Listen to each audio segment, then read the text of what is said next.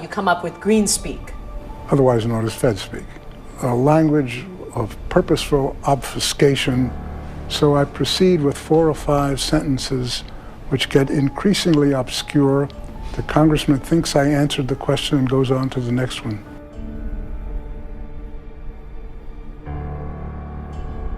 People don't feel like these numbers are right.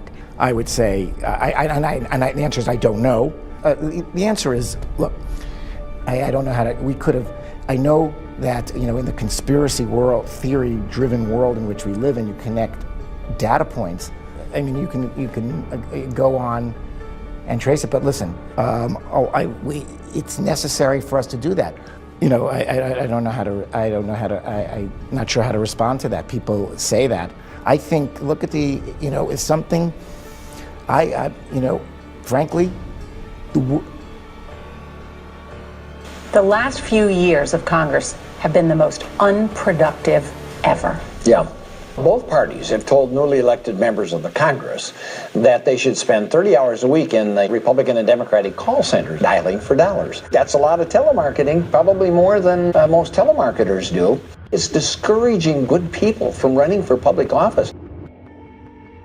As a sitting member of Congress, your first responsibility is to make sure you hit $18,000 a day. Cold calling a list that fundraisers put in front of you. A cult-like boiler room on Capitol Hill. It's shameful. It's beneath the dignity of the office that our voters and our communities entrust us to serve. That's more time calling and asking for money than constituent work or floor work in Congress.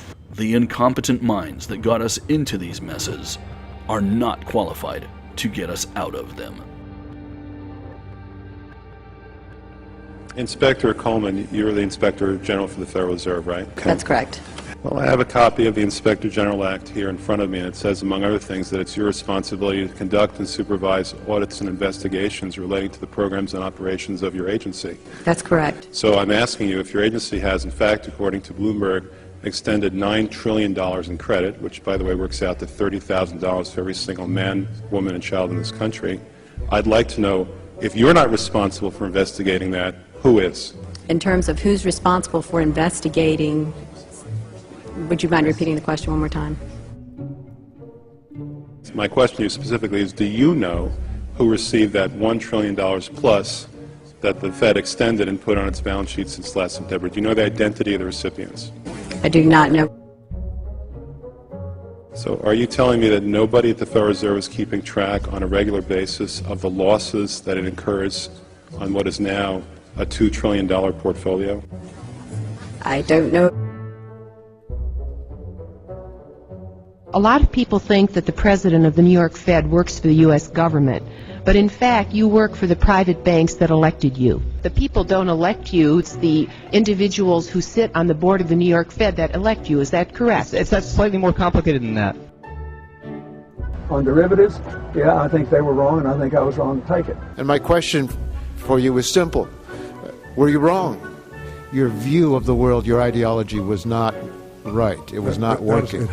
Precisely. That's precisely the reason I was shocked, because I had been going for 40 years or more with very considerable evidence that it was working exceptionally well.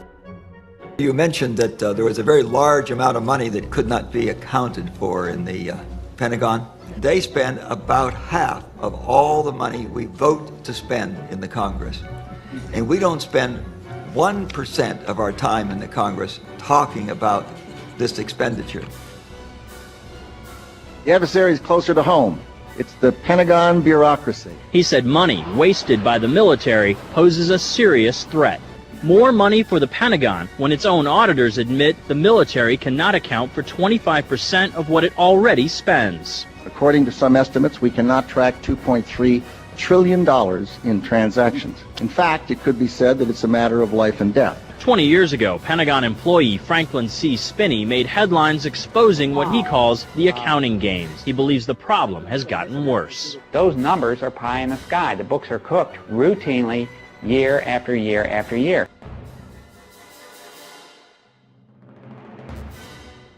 Government is not the solution to our problem.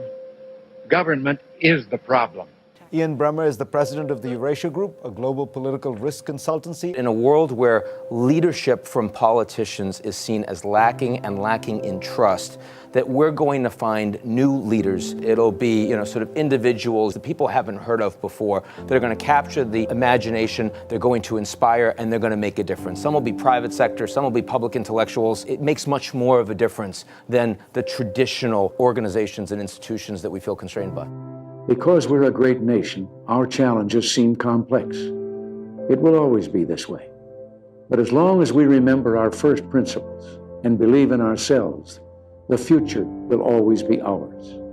And something else we learned. Once you begin a great movement, there's no telling where it'll end. It is now time